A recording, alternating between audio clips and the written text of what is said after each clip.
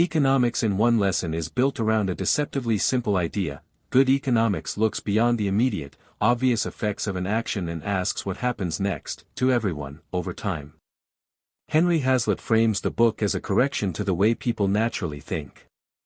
We tend to focus on what we can see right now and ignore what is unseen, delayed, or spread across society. This mental shortcut, Hazlitt argues, is the root of most bad economic decisions, from well-intentioned government policies to everyday personal choices. The book opens by grounding economics in common sense rather than formulas. Hazlitt insists that economics is not about predicting markets or mastering jargon, but about disciplined thinking. He positions the one lesson as a habit of mind. Whenever a policy or action is proposed, ask not only who benefits immediately, but who pays later. This shift in perspective transforms economics from an abstract subject into a practical tool for navigating real life.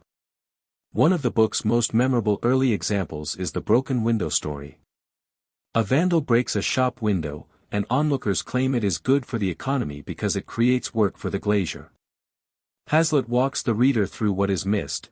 The shopkeeper now must spend money replacing glass instead of investing in something new. Jobs created by destruction are not gains.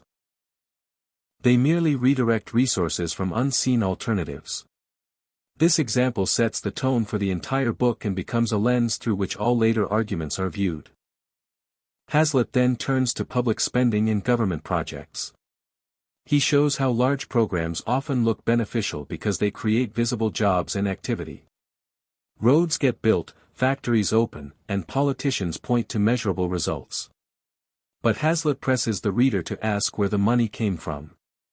Taxes, borrowing, and inflation quietly remove purchasing power from others, often reducing private investment and innovation in ways that are harder to see but more damaging over time. Wages and employment receive particular attention.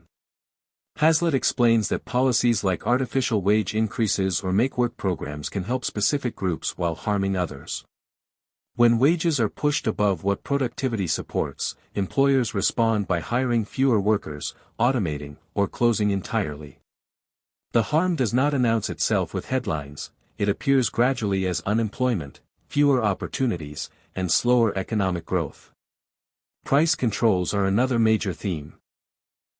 Hazlitt uses rent control as a prime example of how good intentions backfire. By capping rents, governments aim to make housing affordable, but landlords respond by maintaining properties less, converting them to other uses, or leaving the market entirely. Over time, shortages worsen, quality declines, and the very people the policy aimed to help suffer the most. Hazlitt's discussion of credit and inflation is especially practical. He explains inflation not as rising prices, but as an expansion of money and credit beyond real production. While inflation can create a temporary illusion of prosperity, it distorts signals that businesses rely on to make sound decisions. Eventually, the illusion collapses, leaving higher prices, misallocated resources, and economic instability behind. The book also tackles protectionism and trade. Hazlitt dismantles the idea that imports harm a nation by stealing jobs. He reframes trade as an exchange of value, where imports are benefits and exports are costs paid to obtain them.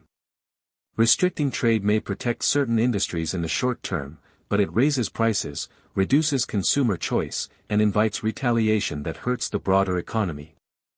Throughout the book, Hazlitt emphasizes incentives. People respond to rewards and penalties, whether they are consumers, workers, business owners, or politicians. Policies that ignore incentives often fail because they assume behavior will remain unchanged. Hazlitt repeatedly shows how people adapt in predictable ways, undermining policies that rely on wishful thinking rather than realistic expectations of human behavior.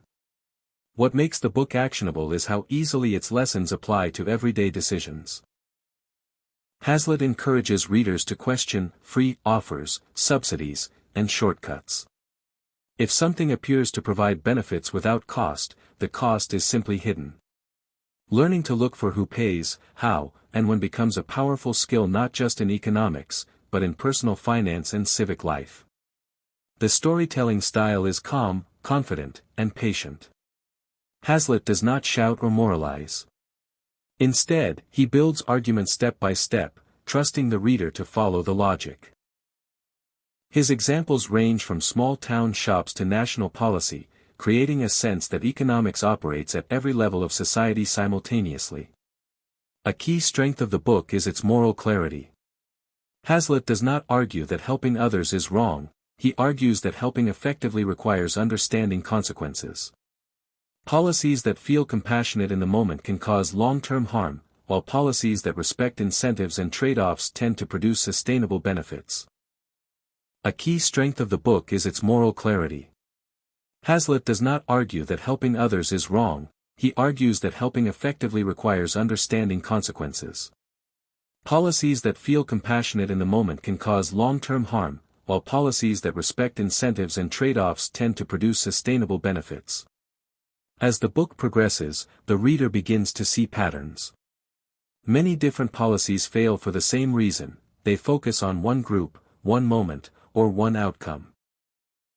Hazlitt trains the reader to widen the frame, to think in systems rather than snapshots. This mental shift is subtle but transformative. By the end, the one lesson feels less like a slogan and more like a reflex. You start to instinctively ask second-order questions. What happens next? Who is missing from this story? What alternative uses of resources are being ignored? These questions become tools you carry into news consumption, voting decisions, and personal choices.